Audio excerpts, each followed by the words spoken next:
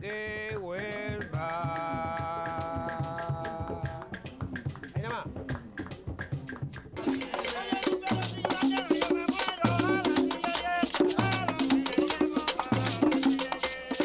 Rumba means a party, a joyous occasion where people get together and just have fun. You know, a jam session. Say, it's not just for musicians, it's for everybody.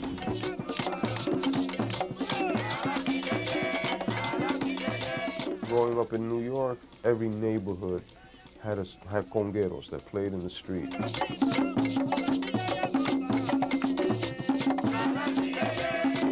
It's a very familiar atmosphere.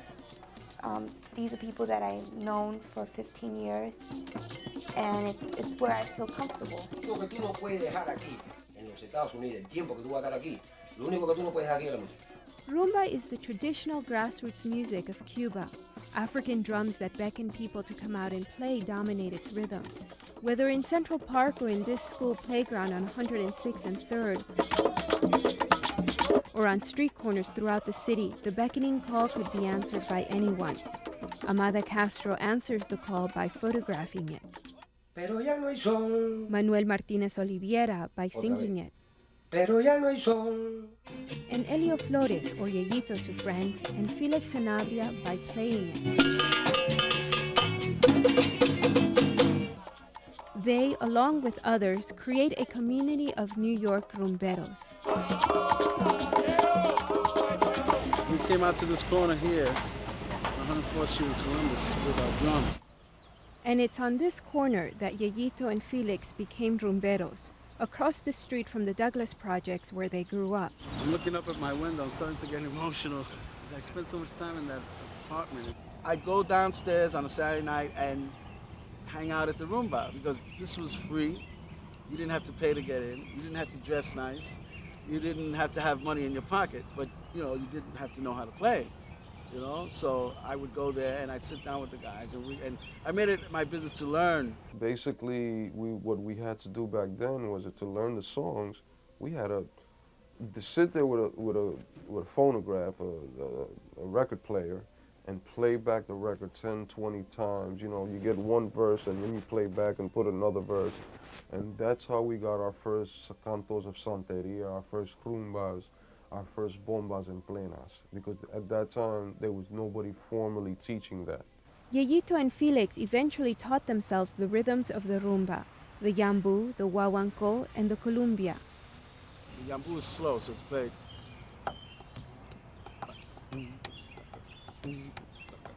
The yambu is traditionally played on wooden boxes. These inconspicuous instruments replaced drums during slavery when drums were banned by the Spanish for encouraging a sense of community among slaves. In guaguancó, which is the faster version of yambu, which is basically what most rumba is guaguancó. The guaguancó is accompanied by a central dance called the bacunao. A couple role-plays the rooster courting the hen.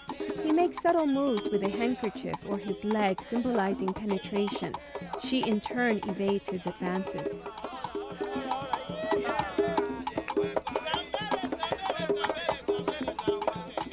Now the columbia is the third rhythm, which is, like I say, it's a variation of both yambu and guaguancó, but even faster than the guaguancó. This would be like.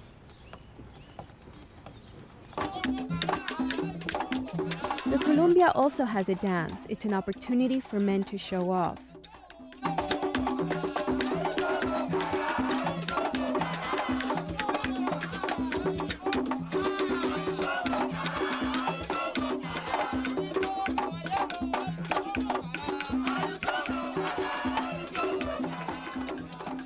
This street corner on 182nd in Amsterdam, similar to the one Yeyito and Felix grew up on, also attract aficionados like Amada.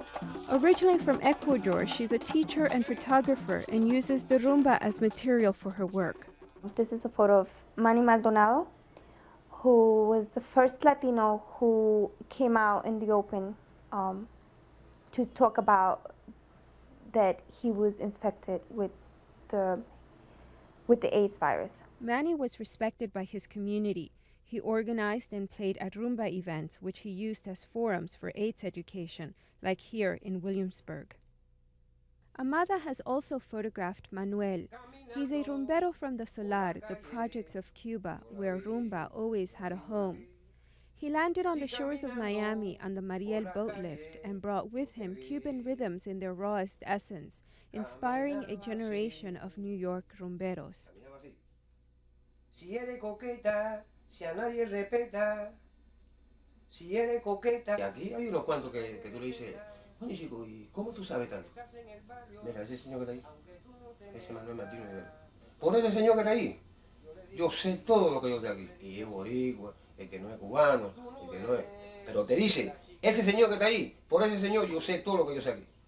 You know, Manuel was like a father to us when we met him.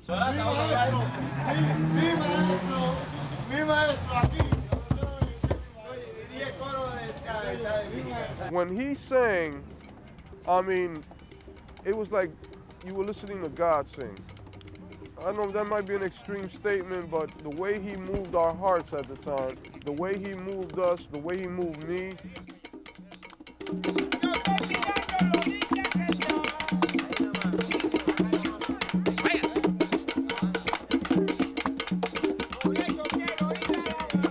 Manuel, however, may not be able to move another generation of rumberos, since his rumba community is being threatened. Central Park rumba gatherings are being targeted by park officials who maintain that music events of 20 or more need licenses. What's the name of the permit you need? You can call 1-800-201-PARK and they will help you out with all the information you need to get to ascertain any permits within Park's property. But rumberos maintain that requests for licenses have been shelved in the city's bureaucracy. Okay, they denied. They never even answered. They have a temperature check. Okay? There's also a difference in perspective. Rumberos don't see rumbas as music events. They say the gatherings are spontaneous and unorganized, in effect picnics, where there are no band leaders and where lines that separate performers and spectators don't exist. Not being able to socialize freely, therefore, is repressive. You know why I'm here? Because I escaped from Cuba all the time. This happens in Cuba too, all the time.